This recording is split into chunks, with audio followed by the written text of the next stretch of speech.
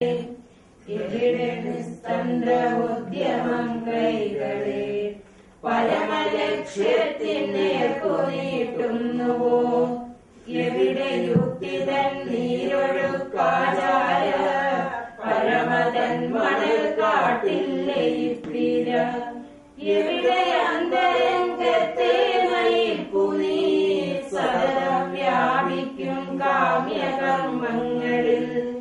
മുക്തി തന്റെ ആ സത്യരാജ്യത്തിലേക്ക് എന്റെ നാടുന്നുയരണേ ദൈവമേ.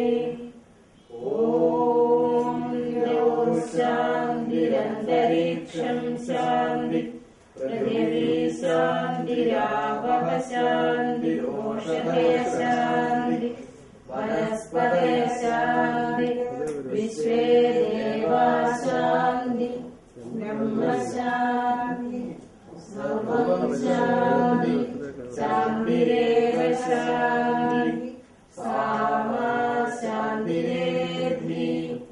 ഓം ശാന്തി ശാന്തി ശാന്തി.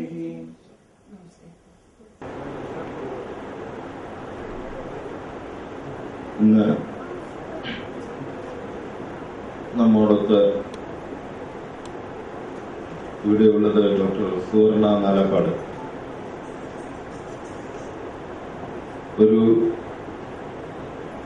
എന്തെങ്കിലും തരത്തിലുള്ള ഒരു ഇൻട്രഡക്ഷൻ ആവശ്യമുണ്ട് എന്ന് എനിക്ക് തോന്നുന്നില്ല ഡോക്ടർ സുവർണ നാലപ്പാടിന്, പ്രത്യേകിച്ച് ഈ സദസ്സിന്. നാലപ്പാട്ട് എന്ന ആണ് മാതൃഭൂമി അത് അടിക്കുക. നാലപ്പാട്ടാണ് ശരിക്കും, പക്ഷെ എല്ലാരും പറഞ്ഞു നാലപ്പാടായിട്ടുണ്ട്. സാഹിത്യകാരന്മാര് നാലപ്പാട്ടിനെ നാലപ്പാടാക്കി. നാലപ്പാട്ട് എന്ന് ഇന്ന് അടിക്കുന്നത് മാതൃഭൂമിയാണ്. സ്ഥലം ഉറപ്പിച്ചിട്ട് ഞാൻ താമസത്തില് ആ വലിയ മഹാന്റെ സത്യത്തിൽ ഏറ്റവും ഇളയ അനന്തരവളുടെ മകൾ അമ്മാവൻ എന്നാണ് എപ്പോഴും നാരായണമേനോൻ അദ്ദേഹത്തിന്റെ മകളുടെ മകൾ. അതെ അതെ, അത് സംഗീതം പോലെ ധാരയായി കൊടുക്കും. നരേന്ദ്രഭൂഷൺ തന്റെ ജീവിതം കൊണ്ട് വേദത്തിനെ ഇന്ന് ഇപ്പോ അങ്ങനെ ദീപ ഈ യജ്ഞം ചെയ്യാൻ അങ്ങനെ വന്നു ഭവിച്ചതാണ്. സത്യത്തിൽ ദീപ യജ്ഞം ചെയ്യേണ്ട ഒരാവശ്യകതയെ പറ്റി ഞങ്ങൾ ചിന്തിച്ചില്ല. ഇന്ന് ഈ ഗുരുകുലത്തിലെ തന്നെ ഒരു വിദ്യാർത്ഥിയുടെ ഗൃഹപ്രവേശ കർമ്മവുമായി ബന്ധപ്പെട്ട് ഞങ്ങളെല്ലാം അവിടെയായിരുന്നു. അവിടുന്ന് എത്തിയിട്ട് 1 മണിക്കൂർ പോലും ആവുന്നില്ല. അതുകൊണ്ടാണ് സത്യത്തില് ദീപ ഇന്ന് യജ്ഞം ചെയ്യട്ടെ എന്ന്. അന്നേരം 2 സ്ത്രീകൾ, വേദം ചൊല്ലുന്ന ഒരു സ്ത്രീയും ആ ചൊല്ലലിന്റെ സാമത്തെ പറ്റി പറയാൻ ഒരമ്മയും. എന്തായാലും നമുക്ക് ശ്രമിക്കാം. ഇന്ററാക്റ്റീവ് സെക്ഷനുകളിലേക്ക് ആളുകൾ ഇങ്ങനെ എത്തും. ഇങ്ങനെയാണ് പലപ്പോഴും സംഭവിക്കുന്നത്. ഇനി ഇന്ററാക്റ്റീവ് സെക്ഷനിൽ വരുന്ന ആൾക്കാര് പ്രസംഗത്തിന്റെ ആദ്യം മുതൽ കേൾക്കാത്തത് കൊണ്ട് അതിനെ സംബന്ധിച്ചുള്ള ചോദ്യങ്ങൾ പിന്നീടുണ്ടാവും. എങ്കിലും സാരമില്ല, ഇന്ററാക്റ്റീവ് സെക്ഷൻ ഇൻട്രസ്റ്റ് ഉള്ളവർ അതിന് വരും. പ്രസംഗം കേൾക്കാൻ ഇഷ്ടമുള്ളവർ അതിന്.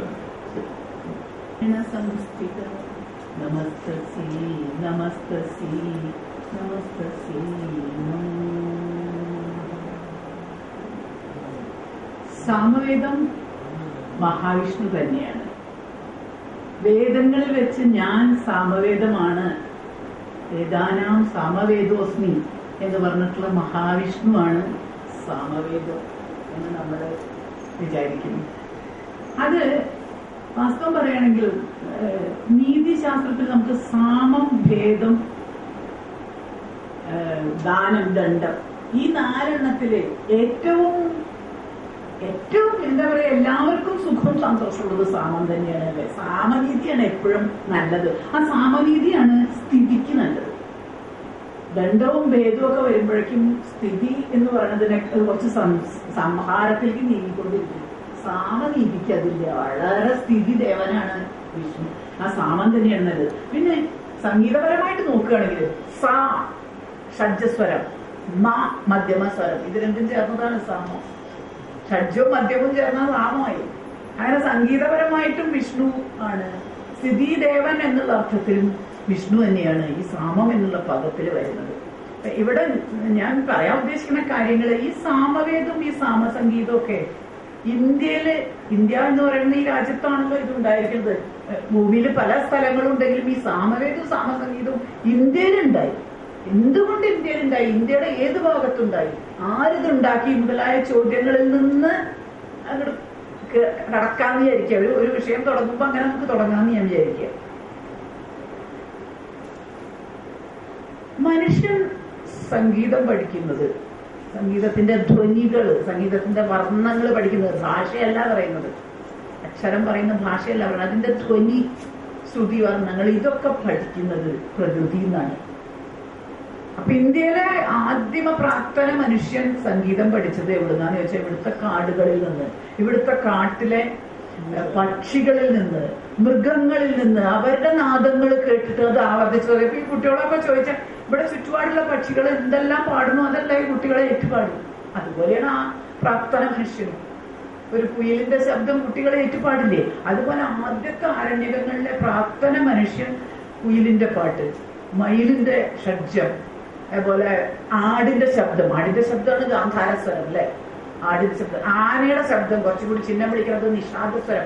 ഇതൊക്കെ ഈ കാടുകളിൽ നിന്നാണ് പഠിച്ചിരിക്കുന്നത്. സ്വരങ്ങൾ പഠിച്ചിരിക്കുന്നത് ഈ കാട്ടിന്റെ ഉള്ളിലാണ്. അതുകൊണ്ടാണ് ആദ്യത്തതൊക്കെ എപ്പോഴും ആരണ്യകങ്ങളായിട്ട്. സാമസംഗീതത്തിൽ ആദ്യത്തെ ആരണ്യക ഗാനങ്ങളാണ് ആദ്യമുള്ളത്. പിന്നെ വരുന്നത് ഗ്രാമത്തിലേക്ക് നീങ്ങിയ മനുഷ്യന്റെ ഗ്രാമഗേയ ഗാനങ്ങൾ പിന്നെ വരുന്നുള്ളൂ. ആദ്യം കാട്ടിലെ മനുഷ്യന്റെ പാട്ടുകൾ തന്നെയാണ്, ആരണ്യകങ്ങളാണ് ആദ്യം വരുന്നത്. പിന്നെ ഏത് ശബ്ദങ്ങളാണ് കേട്ടത്? സൈലൻസ്. ഗിരിശൃംഗങ്ങളിൽ കാടും മലയും നിറഞ്ഞ പ്രകൃതിയാണ് നമുക്ക്. ഈ മലയുടെ മുകളിലൊക്കെ സൈലൻസിൽ ഇങ്ങനെ ഇരിക്കുന്ന സമയത്ത് പെട്ടെന്നൊരു കാറ്റിന്റെ നാദം, മഴയുടെ നാദം. മഴയ്ക്ക് ചില പ്രത്യേക താളങ്ങളുണ്ട്, പ്രത്യേകിച്ചും കേരളത്തില്. ഇവിടുത്തെ മൺസൂൺ വിൻസ്, ഇവിടുത്തെ പ്രത്യേക താളങ്ങളുണ്ട് ഇവിടുത്തെ മഴയ്ക്ക്.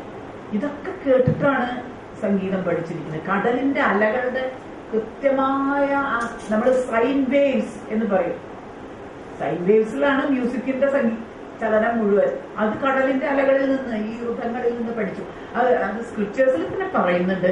സ്വാതി മഹർഷി ആദ്യമായിട്ട് പെർക്കഷൻ നോട്ട്സ് ഉണ്ടാക്കിയത് മഴവെള്ളം ഒരു മരത്തിന്റെ മുകളിൽ നിന്ന്, നമ്മൾ അക്കാറിൽ വീഴ പറയില്ലേ, അത് മരത്തിന്റെ മുകളിൽ നിന്ന് ഇങ്ങനെ ഒരു താമരയുടെ മുകളിലേക്ക് വളരെ കൃത്യമായിട്ട് ക്രമത്തിൽ പതിക്കുന്ന ആ ശബ്ദം കേട്ടിട്ടാണ് സ്വാതി മഹർഷി ആദ്യമായിട്ട് പെർക്കഷൻ ഇൻസ്ട്രുമെന്റ് ഉണ്ടാക്കിയതെന്ന് സ്ക്രിപ്റ്റേഴ്സിൽ തന്നെ പറയുന്നുണ്ട്. അപ്പൊ പ്രകൃതി എന്നാണ് നമ്മുടെ സംഗീതം, സാമസംഗീതം എന്ന് പറയുന്നത് ആദ്യം ഉണ്ടായിട്ടുള്ളത്.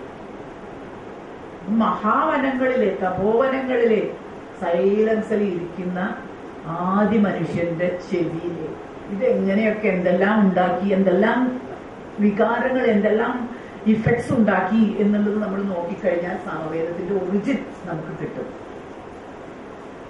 ഇനി വേറെ ഒരു കഥ നമുക്കുള്ളത് കൈശികി വൃത്തിയെ പറ്റിയിട്ടുള്ള കഥയാണ്. കൈശികി വൃത്തിയാണ് ശരിക്കും നമ്മുടെ ഗന്ധർവ സംഗീതം അല്ലെങ്കിൽ ഗന്ധർവേദം എന്ന് പറയുന്നത്, ലാസ്യം എന്നൊക്കെ പറയുന്നത് ആക്ച്വലി കൈശികി വൃത്തിയാണ്. അത് ഈ കൈശികി വൃത്തി എങ്ങനെ ഉണ്ടായി എന്നുള്ളതിനെ പറ്റിയിട്ടുള്ള കഥ പറഞ്ഞിരിക്കുന്നത് എങ്ങനെയാ വെച്ചാൽ, അതൊരു കഥയാണെങ്കിൽ പോലും അതിലൊരു അർത്ഥമുണ്ട്. ഒരു മഹാവിഷ്ണു ആണ് സാമവേദം എന്ന് നമ്മൾ നേരത്തെ പറഞ്ഞു. ഈ മഹാവിഷ്ണുവിന് ഒരു പ്രത്യേകതയുള്ളത്, അമൃതമഥന കാലത്ത് രാവിലെ പ്രഭാതത്തിലെ ആ അമൃതത്തിനെ മതിച്ച് അതിന്റെ സമയത്ത് അമൃതകുംഭവുമായിട്ട് പൊന്തി വന്നപ്പോ മഹാഭിഷക്കായ തന്നന്തിരിയായിട്ട് പൊന്തി വന്നു. അതേ ദിവസം വൈകുന്നേരം ആയപ്പോഴത്തേക്കും പുരുഷ രൂപം വിട്ട് സ്ത്രീ രൂപത്തില്, മോഹിനി രൂപത്തില് അമൃതകുംഭം വാങ്ങാനായിട്ടൊരു വരവ് വന്നു. ആ വരവിലാണ് ലാസ്യം. ആദ്യം ഒരു ഡോക്ടറായിട്ട്, ധന്വന്തരിയായിട്ട് രാവിലെ പ്രഭാതത്തിൽ ഒരു ഡോക്ടറായിട്ടും വൈകുന്നേരം അന്ത്യകാല വീട്ടില് അസുരന്മാർക്ക് ശക്തി വർദ്ധിച്ചപ്പോ അവരെ ഒന്ന് അമർച്ച ചെയ്യാൻ മോഹിനി രൂപത്തില് ഒരേ ദിവസം പുരുഷനും സ്ത്രീയുമായിട്ട് അവതരിച്ച അവതാരം ആരാന്ന് ചോദിച്ചാൽ വിഷ്ണുവിനെ കാണുള്ളൂ. വ്യത്യാസമില്ല താൻ രണ്ടും തമ്മിലെന്നുള്ളതാണ്. ആത്മാവ് രണ്ടിനും ഒന്നാണുള്ളത്. ഇവിടെ ഇപ്പോ സ്ത്രീകളാണ് ഏറ്റവും ചെയ്യണത്. ഇപ്പൊ വേദപ്രകാശ് പറഞ്ഞപ്പോ ഞാൻ മനസ്സിലായിരിക്കുന്നു, സ്ത്രീയുടെ ഉള്ളില് ഇരിക്കുന്ന പുരുഷനും, പുരുഷൻ സ്ത്രീയുടെ ഉള്ളിലും നമ്മൾ പുരുഷൻ എന്ന് പറയുന്നത് ഈ ഔട്ട്സൈഡ് ആയിട്ടുള്ള ബാഹ്യമായ ചിഹ്നങ്ങൾ വെച്ചിട്ടാണ് നമ്മൾ ഈ സാധാരണ ടേംസിൽ പുരുഷൻ എന്ന് പറയുന്നത്. പക്ഷെ അത് ശരിയല്ല. ആക്ച്വലി പുരുഷൻ എന്നുള്ള വാക്കിന്റെ അർത്ഥം അങ്ങനെയല്ല. സ്ത്രൈണം എന്ന് പറയുന്ന വാക്കിന്റെ അർത്ഥവും നമ്മൾ ഉദ്ദേശിക്കുന്ന ഫിസിക്കൽ അർത്ഥമല്ല ഉള്ളത്. എനിക്ക് നമ്മൾ വന്നുകൊണ്ടിരിക്കുമ്പോ അപ്പൊ ഞാൻ പറയാം, ആ ഒരു അർത്ഥത്തിൽ നോക്കുകയാണെങ്കിൽ ഈ സ്ത്രൈണ ഭാവങ്ങളും പൗരുഷഭാവവും രണ്ടുമുള്ള ഒരു സമവേദി തന്നെയാണ് ശരിക്കും ആ കേശവൻ. അപ്പൊ ആ കേശവൻ മുടി അഴിച്ചിട്ട്, മുടി ലാസ്യ നൃത്തം ചവിട്ടിയിട്ട് അസുരന്മാരുടെ കയ്യിൽ നിന്ന് അമൃതം എടുക്കാൻ വേണ്ടി മോഹിനി രൂപത്തിൽ വന്നപ്പോ അദ്ദേഹത്തിന്റെ കേശഭാരം കെട്ടഴിഞ്ഞിട്ട് ആ മുടി, ആ കേശങ്ങൾ മുഴുവൻ ഇങ്ങനെ, അതിപ്പോ ശിവനെയും നമ്മൾ താണ്ഡവ നൃത്തം വെക്കുമ്പോ വ്യോമകേശൻ എന്നാ പറയുന്നത് അല്ലെ, ആ നാഡി രൂപത്തില് മധുനാടികൾ, കോസ്മിക് മധുനാടികളുടെ രൂപത്തില് ഈ കേശങ്ങൾ ഇങ്ങനെ, അനന്തം കേശങ്ങൾ ഇങ്ങനെ പറന്ന് നടക്കണം. എന്റെ കോസ്മോസ് ഇവരുടെ മുടി അതില് തന്നെ. അപ്പൊ വേദം പറയുന്നത് ആലാഗ്ര ശതഭാഗസ്യ, ആലാഗ്ര എന്ന് പറഞ്ഞാൽ മുടിയുടെ അറ്റം, മുടിയുടെ അറ്റത്തെ 100 ഭാഗിക്കുക. മുടിയുടെ ഒരു അറ്റം എന്ന് പറഞ്ഞാൽ എത്ര ഉണ്ട്, ചെറുത്, അതിനെ 100 ഭാഗിക്കുക. ആ ഓരോ മുറിനെയും പിന്നെയും 100 ഭാഗിക്കുക, പിന്നെയും 100 ഭാഗിക്കുക. ഇങ്ങനെ ഭാഗിച്ചാൽ ആ ഏകമായ ഒരു ആലാഗ്രത്തിൽ നിന്ന് നിങ്ങൾക്ക് അനന്തം ജീവരാഗങ്ങളെ, അനന്തം ജീവന്മാരെ ഉണ്ടാക്കാൻ സാധിക്കും. ഇതാണ് സൃഷ്ടി. അതായത് ഏകമായ നാദബ്രഹ്മമായ ഭഗവാനിൽ നിന്ന് അദ്ദേഹത്തിന്റെ ഒരു ചെറിയ മുടിരോമത്തിന്റെ ഒരറ്റം ഇങ്ങനെ പോയതാണ് ഈ ഇരിക്കുന്ന നമ്മളെല്ലാവരും ചേർന്ന മനുഷ്യ സമൂഹവും ജൈവ സമൂഹവും ചരാചരങ്ങളും ഒക്കെ ഉൾപ്പെട്ട ഈ പ്രപഞ്ചം ആ ഏകമായ ഒന്നിന്റെ ഒരു ചെറിയ, എത്ര പറയുന്നത്, ഒരു പരമാണു മാത്രമാണ് എന്നുള്ളതാണ് അതിന്റെ അർത്ഥം. ഇതാണ്. അപ്പം അങ്ങനെ അർത്ഥത്തിൽ നമ്മൾ കൈശികി വൃത്തി എന്ന് എടുത്തു കഴിഞ്ഞാൽ മഹാവിഷ്ണുവിന്റെ ആ നൃത്തത്തിലെ ആ സൃഷ്ടിയിലാണ് ഈ കൈശികി വൃത്തി വരുന്നത്, സൃഷ്ടികർമ്മത്തിൽ. അപ്പൊ സൃഷ്ടി സ്ഥിതിയും ആവശ്യമാണല്ലോ അല്ലെ. പ്രൊട്ടക്ഷൻ, എൻവയോൺമെന്റ് ആണെങ്കിലും ഇക്കോസിസ്റ്റം ആണെങ്കിലും ഒക്കെ പ്രൊട്ടക്ഷൻ വേണ്ടേ. ആ പ്രൊട്ടക്ഷനുള്ള ആ ശക്തിയിലാണ് സാമവേദത്തിന്റെ ഏറ്റവും പ്രധാനപ്പെട്ട അംശിക്കുന്നത്. പിന്നെ ഈ കൈശികി വൃത്തിയെ പറ്റിയിട്ട് ഭരതമുനി എന്താ പറഞ്ഞിരിക്കുന്നത്? ഇപ്പൊ നമ്മൾ കേശവന്റെ മുടി അഴിച്ച അതാണ് കൈശികി എന്ന് പറയണു. ഭരതമുനി എന്താ പറയണെന്ന് നോക്കിയാലോ. ഭരതമുനി പറയുന്നത് ഇന്ത്യയിലെ ചില ഭാഗങ്ങളായിട്ട് തിരിക്കുകയാണ് ഭരതമുനി. അതിൽ ഈ കൈശികി വൃത്തി എന്ന് പറയുന്ന ലാസ്യവൃത്തി, സ്ത്രീകളുടെ മാത്രമായിട്ടുള്ള സ്ത്രൈണമായ, ഏറ്റവും റൊമാൻറ്റിക്കായ, ഏറ്റവും മനോഹരമായിട്ടുള്ള, ഏറ്റവും ശുദ്ധമായ കൈശികി വൃത്തി ഉള്ളത് ദക്ഷിണാത്യന്മാരുടെ ഇടയിൽ മാത്രമാണെന്നാണ് ഭരതമുനിയുടെ കാലത്ത് പറഞ്ഞത്. ദക്ഷിണാത്യം എന്ന് പറഞ്ഞാൽ ദക്ഷിണാപഥം, സൗത്ത് ഇന്ത്യ. അത് ഇന്നത്തെ സെൻട്രൽ ഇന്ത്യ മുതൽ ഇനി അറ്റം കന്യാകുമാരി വരെയുള്ള എന്റേറെ ഏരിയനെയാണ് അന്ന് ദക്ഷിണാപഥം എന്ന് പറഞ്ഞിരുന്നത്, ദക്ഷിണാത്യന്മാരുടെ. അപ്പൊ ഇതിൽ കേരളവും കർണാടകവും ആന്ധ്രയും തമിഴ്നാടും ഒക്കെ പെട്ടു. ഈ സൗത്ത് ഇന്ത്യയില് ഉണ്ടായ മഹാവിഷ്ണുവിൽ നിന്ന് ജനിച്ച കൈശികി വൃത്തി എന്ന അർത്ഥം അപ്പൊ അതിൽ വന്നു. അവിടെ അന്നത്തെ കാലത്ത് നിന്നല്ല, വളരെ കാലം മുതൽ ഏറ്റവും വലിയ കാന്താരങ്ങൾ മുഴുവൻ ഈ ഭാഗങ്ങളിലായിരുന്നു. സെൻട്രൽ ഇന്ത്യ മുതൽ ഇങ്ങോട്ട് അറ്റം കന്യാകുമാരി വരെ കൊടുങ്കാടായിരുന്നു. ഈ കൊടുങ്കാട്ടിലിരിക്കുന്ന ആരണ്യകന്മാരാണ് ഈ വേദം ഉണ്ടാക്കിയത്. ഇവിടെയാണ് ഈ സാധനങ്ങളൊക്കെ തുടങ്ങിയത് എന്നുള്ളതിന്റെ ഒരു രൂപരേഖ പറയുന്നത്. കാരണം ഈ മൃഗങ്ങളുടെ ജൈവ വൈവിധ്യം വേണം, മൺസൂൺ കാറ്റുകള്, കടലിന്റെ അലകള്, ഇതെല്ലാം ഉള്ളിടത്തെ ഈ സംഗീതം, ഈ പറഞ്ഞ സംഗീതം ഉണ്ടാവുള്ളൂ. അതൊന്നുമില്ലാത്ത ഒരു മരുഭൂമിയിൽ ഇരുന്നു കൊണ്ട് ഒരു മനുഷ്യനും അത് ഉണ്ടാക്കാൻ സാധിക്കില്ല, സംഗീതം ഉണ്ടാക്കാൻ. കാരണം പ്രകൃതിയിൽ നിന്നാണ് സംഗീതം ഉണ്ടാവണമെന്നുള്ളതുകൊണ്ട് കാടും മലയും സമുദ്രമൊക്കെ ഉള്ളിടത്തെ സംഗീതം ഉണ്ടാവുള്ളൂ. ഈ പ്രത്യേകത ഇന്ത്യയിലെ, പ്രത്യേകിച്ച് സൗത്ത് ഇന്ത്യക്ക് ഉണ്ടായി എന്നുള്ളത് ഒരു ജോഗ്രാഫിക്കൽ പെക്യൂരിയാരിറ്റി. അല്ലാതെ നമ്മുടെ ബുദ്ധി കൂടിയൊന്നും ഞാൻ അതിൽ അർത്ഥാക്കണില്ല. സൗത്ത് ഇന്ത്യക്കാരെ ബുദ്ധി കൂടിയവരാണെന്നോ അങ്ങനെയൊന്നും അർത്ഥാക്കണ്ട. നമ്മുടെ ജോഗ്രാഫിക്കൽ പെക്യൂരിയാരിറ്റി കൊണ്ട് നമുക്ക് അതിനുള്ള ഒരു അവസരം, ഒരു എൻവയോൺമെന്റ് നമുക്ക് ദൈവം തന്നു. ദൈവം തന്ന ആ എൻവയോൺമെന്റിനെ ഇവിടുത്തെ മനുഷ്യർ ഉപയോഗപ്പെടുത്തി.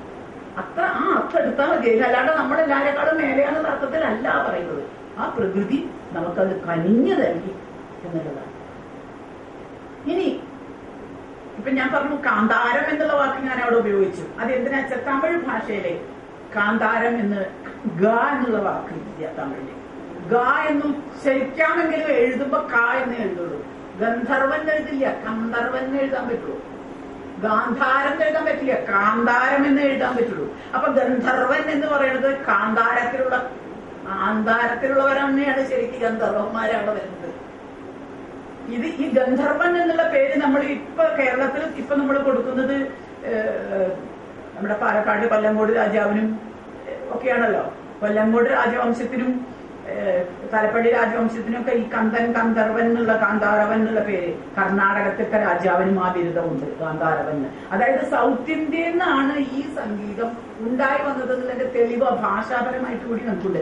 പക്ഷെ ആടുമേച്ച് നടക്കുന്ന ഇടയന്മാര് പല സ്ഥലത്തേക്കും മൈഗ്രേറ്റ് ചെയ്ത് പോകും. അവരങ്ങനെ പോയി ഗാന്ധാരദേശം എന്ന് പുതിയ സ്ഥലം ഉണ്ടാക്കി അവിടെയും ഈ സാധനം പ്രചരിപ്പിച്ചിരിക്കണം എന്ന് നമുക്ക് വിചാരിക്കാം. അതൊരു പോസിബിലിറ്റിയാണ്. കാരണം ഇന്നിപ്പോ ഇൻഡസ് വാലി സിവിലൈസേഷൻ ഇതൊക്കെ പറയുന്ന സ്ഥലത്തൊക്കെ ഉള്ള മ്യൂസിക് ദക്ഷിണാത്യന്മാരുടെ ദ്രാവിഡ സംഗീതമാണ്, ദ്രാവിഡമായ സിവിലൈസേഷൻ ആണെന്ന് ഓൾറെഡി പ്രൂവ് ചെയ്ത് കഴിഞ്ഞിരിക്കുകയാണ് ആർക്കിയോളജിസ്റ്റുകളൊക്കെ. അപ്പൊ മോർ പോസിബിലിറ്റി ഇങ്ങനെയാവാനേ വഴിയുള്ളൂ. അത് നിങ്ങളാവാൻ, കാരണം കാടുള്ള സ്ഥലത്തുനിന്നും കടലുള്ള സ്ഥലത്തുനിന്നും ആയിരിക്കണം സംഗീതം മോളിലേക്ക് പോയത്, അല്ലാണ്ട് അവിടെ ഇങ്ങോട്ട് വരാനൊരു വഴി കാണുന്നില്ല. അത് സാമവേദം കൂടുതൽ ഇപ്പോഴും കൂടുതലുള്ളത്, ശുദ്ധമായ രീതിയിലുള്ളത് ഇപ്പോഴും സൗത്ത് ഇന്ത്യ തന്നെയാണ് എന്നുള്ളതും അതിനൊരു തെളിവായിട്ട് നമുക്ക് വിചാരിക്കാം. പിന്നെ അന്നത്തെ കാലത്ത്, ഈ സാമവേദ കാലത്ത് ആദ്യം ഉപയോഗിക്കുന്ന നോട്ട് ഗാന്ധാരസ്വരത്തിലായിരുന്നു. കാരണം ഇടയന്മാരുടെ ഇടയിലാണ്, ഇടയന്മാരാണല്ലോ ആടിനെ വെച്ച് നടക്കുന്നവർ, ആടിനെ വിളിക്കാൻ ആടിന്റെ ശബ്ദം അതേപോലെ ഇമിറ്റേറ്റ് ചെയ്യുന്നവരുടെ ഇടയിൽ നിന്നാണ് ഗാന്ധാരസ്വരം. അപ്പൊ ഈ ഗാന്ധാരസ്വരത്തിലാണ് ആദ്യം സ്വരം ഉപയോഗിച്ചിരുന്നത്.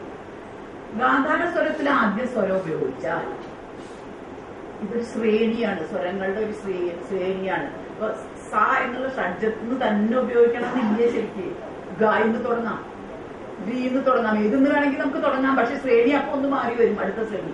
ഇത് ആവർത്തിക്കുകയാണല്ലോ. അപ്പൊ ഗായില തുടങ്ങിയാൽ നാച്ചുറൽ ആയിട്ട് നിഷാദം വരെ, കൈശികി നിഷാദമാണ്, കാവ്യ നിഷാദമല്ല. അത് സംഗീതജ്ഞന്മാരോട് ആരോട് ചോദിച്ചാലും പറയുന്നത്. അപ്പം ഗാന്ധാര സ്വരത്തിലാണ് ആദ്യം സാമവേദം പാടിയിരുന്നത് എന്നുള്ളതുകൊണ്ട് ആ സാമസംഗീതത്തില് കൈശികി നിഷാദ ആയിരുന്നിരിക്കണം ആദ്യം ഉപയോഗിച്ചിട്ടുണ്ടാവുക. ഒരുപക്ഷെ അതും ഈ കൈശികി വൃത്തി എന്നുള്ള പേര് വരാനുള്ള ഒരു കാരണമായിരുന്നിരിക്കാം. ഇത് നമ്മുടെ ഒറിജിനെ പറ്റി പറഞ്ഞു. പിന്നെ ഒരു ഇയലിശൈ നാടകം എന്ന് പറയുന്ന, തമിഴ്നാട്ടിൽ പറയുന്നത് ഇതിന് ഇയലിശൈ നാടകം എന്നാണ് പറയുന്നത്. സാഹിത്യവും സംഗീതവും ഡ്രാമയും നാടകവും. എന്താ നാടകത്തിന് പ്രത്യേകത? ഭാവാഭിനയമുണ്ട്. ഈ ഭാവാഭിനയമുണ്ട്, മുദ്രകളും, നൃത്തത്തിലെ മുദ്രകൾ, ഇതൊക്കെ സാമവേദ കാലത്ത് തുടങ്ങിയിട്ടുണ്ട്. ഇപ്പൊ സാമവേദം പല ശാഖകളും ഉണ്ടായിരുന്നു എന്ന് പറയണു. ഇപ്പൊ ഇവിടെ കൗതുമി ശാഖയും ജൈമിനീയം ശാഖയുള്ളൂ. ഇപ്പൊ നമ്മുടെ കേരളത്തിലെ നമ്പൂരിമാരുടെ ശാഖയില് ഇപ്പോഴും ഈ മുദ്ര കാട്ടുക എന്നുള്ള, മുദ്ര കാട്ടിക്കൊണ്ട് പഠിപ്പിക്കുക, അത് ഇപ്പോഴും നിലനിൽക്കുന്നുണ്ട്. അത് അവരതിന് കൈ കാട്ടുക എന്ന് അവർ പറയാ. വിരല് കാട്ടുക, കൈ കാട്ടുക, ഇങ്ങനെ കൈ കാട്ടിക്കൊണ്ടുള്ള, മുദ്ര കാട്ടിക്കൊണ്ടുള്ള ഏറ്റവും പഴക്കമുള്ള സാമവേദ ശാഖ ഇന്ന് നിലനിൽക്കുന്നത് കേരളത്തിൽ മാത്രമേ ഉള്ളൂ. അപ്പൊ ആ ഈ മുദ്രാഭിനയം തുടങ്ങിയ സമവേദ കാലത്തെ സംഗതി ഇപ്പോഴും ഇവർ ആവർത്തിക്കുന്നു എന്നുള്ളതാണ്. എന്തിനാണ് ആവർത്തിക്കുന്നത് ചോദിച്ചാൽ, പണ്ട് കാലത്ത് പുസ്തകങ്ങളിൽ കൂടിയും ഒന്നുമല്ല അറിവ് പകർന്നിരുന്നത്, ഉറച്ച ശുദ്ധിയാണ്. അന്ന് പുസ്തകങ്ങളൊന്നും എഴുതി വെക്കലല്ല. പ്രത്യേകിച്ച് ഈ ശിക്ഷയുടെ കാര്യത്തില് വർണ്ണങ്ങളുടെ ധ്വനികളുടെ ഒക്കെ ഇത് പഠിപ്പിച്ചു കൊടുക്കണമെങ്കിൽ എഴുതിയത്, ഇപ്പൊ ത്യാഗരാജസ്വാമിയുടെ ഒരു കീർത്തനം എടുത്ത് വായിച്ചു നോക്കിയാൽ നമുക്കത് പാടി കേൾക്കണതിന്റെ എങ്ങനെയാന്ന് നമുക്ക് മനസ്സിലാകുക. അക്ഷരങ്ങൾ തന്നെ വെറുതെ ഉച്ചരിക്കണം, ഒരു അക്ഷരം ഉച്ചരിക്കണം, നമ്മൾ ശരിക്കും ഉച്ചരിച്ചു നോക്കിയാൽ തന്നെ അത് ശരിക്കും. ഇപ്പൊ എന്നുള്ളൊരു ഉച്ചരം, അത് നമ്മൾ ഉച്ചരിക്കുമ്പോ ഈ നാവ് മേലെ താലൂല അണ്ണാക്കില് മുട്ടാണ്ട് എന്ന് ഉച്ചരിക്കാൻ പറ്റില്ല. ദ്രാവിഡർക്ക് മാത്രമേ അതുള്ളൂ എന്നുള്ള, അതായത് നാവ് വളഞ്ഞ് അവിടെ മുട്ടണ എന്നുള്ള അക്ഷരം ഇവിടെ മാത്രമേ ഉള്ളൂ. ദ്രാവിഡ അനുവാസിക്കുക, വേറെ ആർക്കും ഇല്ലത്. അങ്ങനെയുള്ള ചില സംഗതികൾ നമ്മൾ ആലോചിച്ചാൽ എന്തിനാ ഈ ശിക്ഷ, വർണ്ണ നിയമങ്ങൾ, ധ്വനി നിയമങ്ങൾ ശ്രുതിയിൽ കൂടെ അല്ലാണ്ട്, അത് ശ്രുതി നമ്മൾ പറഞ്ഞ് സ്വയം ശിക്ഷ, ഞാൻ ശിക്ഷ എന്ന് പറയുന്നത് അല്ലാണ്ട് പനിഷ്മെന്റ് നല്ല. അവിടെ ശിക്ഷ ആ പഠിപ്പിക്കലാണ്. അത് പഠിപ്പിക്കാൻ ഒരു ഗുരു ശിഷ്യനും അടുത്തടുത്തിരുന്ന്. ഇന്ന് ആ സമ്പ്രദായം നിലനിൽക്കുന്നത് ഈ വേദം പഠിപ്പിക്കുന്നവരും സംഗീതം പഠിപ്പിക്കുന്നവരും മാത്രമേ. സംഗീതത്തിലും അങ്ങനെ പറ്റുള്ളൂ. സംഗീതം പഠിക്കണമെങ്കിൽ കേൾക്കാണ്ട പറ്റില്ല. നിങ്ങൾക്ക് എഴുതിയത് വായിച്ചിട്ട് സംഗീതം പഠിക്കാൻ പറ്റില്ല. ഞാൻ എന്റെ അനുഭവത്തിൽ തന്നെ ഞാൻ പറ്റിയാണ്. ഞാൻ ഭൂലോകത്തുള്ള സകല പുസ്തകം നോക്കി പഠിക്കാൻ എനിക്ക് സാധിക്കുന്നത്. സംഗീതം പഠിക്കാൻ പറ്റില്ല. നമ്മൾ കച്ചേരി പോയി കേൾക്കണം, ആളുകൾ പാടുന്നു കേട്ടല്ലാണ്ട്, അത് ശ്രുതിജ്ഞാനത്തിൽ കൂടെ അല്ലാണ്ട് സംഗീതം പഠിക്കാൻ ജന്മം വിചാരിച്ച സാധിക്കില്ല. അതന്നെ വേണ്ടു. അത് കാരണം ശിക്ഷയാണ് അതിലത്തെ ഏറ്റവും പ്രധാനം. ആ ഉച്ചാരണം, ആ ധ്വനി, ആ വർണ്ണങ്ങളുമാണ് സംഗീതത്തെ സംഗീതമാക്കുന്നതും വേദത്തെ വേദമാക്കുന്നതും. അതാണ് ആ ശ്രുതിജ്ഞാനം എന്നുള്ള. ശ്രുതി എന്നുള്ള വാക്ക് സംഗീതത്തിലും വേദത്തിലും മാത്രമല്ലേ ഉപയോഗിക്കുന്നുള്ളൂ അല്ലേ? വേദം ശ്രുതിയാണ്, സംഗീതത്തിന് ശ്രുതി വേണം. ശ്രുതി ഇല്ലാണ്ട് പറ്റിയ അതുപോലെ പല വേർഡ്സും നോക്കിക്കഴിഞ്ഞാൽ സംഗീതത്തിനും വേദത്തിനും ഒരേ വാക്കുകളാണ് ഉപയോഗിക്കുന്നത്. അപ്പൊ സാമവേദം എന്ന് പറയുന്നത് വളരെ പുരാതന കാലത്ത് മുതൽ തന്നെ ഈ ഒരു രൂപത്തിലെ ഒരു വിദ്യാഭ്യാസ സമ്പ്രദായം ഇവിടെയുള്ള ആളുകൾ കെട്ടിപ്പടുത്തു കൊണ്ടുവന്ന് ഉണ്ടാക്കിയ സംഗീതമാണ്. അപ്പൊ ഗന്ധർവവേദവും സാമവേദവും തമ്മിൽ വ്യത്യാസമില്ല എന്ന് ഞാൻ പറഞ്ഞു വരികയാണ്. കാരണം ഈ ഗാന്ധാരത്തില് തുടങ്ങി കൈശികി നിഷാദത്തിൽ എൻഡ് ചെയ്യണ തരത്തിലുള്ള ആദിമകാലത്തെ സാമസംഗീതത്തെയാണ് ഗന്ധർവഗീതം എന്ന് പണ്ടത്തെ സ്ക്രിപ്റ്റേഴ്സിൽ പറയുന്നത്. ഗാന്ധാരത്തിൽ തുടങ്ങുന്നത് അതിപ്പോഴും ഉണ്ട് ആ ഗന്ധർവഗീതം. അപ്പൊ സാമസംഗീതത്തിന്റെ ഒരു തുടക്കം